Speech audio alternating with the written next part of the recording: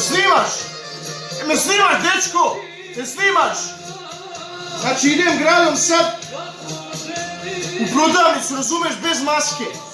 Policija gleda šta je bilo, miševi, niko ništa da me zaustavi. Uđem u prodavnicu, razumeš? 50 kila brašna, odmah, trpaju torbu, nemoj me gledat. Malo sam stavio i germe, jebi ga, treba da se to digne, razumeš? Izlazim van, neki matori, krene da mi se unosi u facu. Ja ga gledam, matori, jesi ti normalan, on se meni unosi u facu. Ja kihnem, brate, kihnem jednom, kihnem drugi put.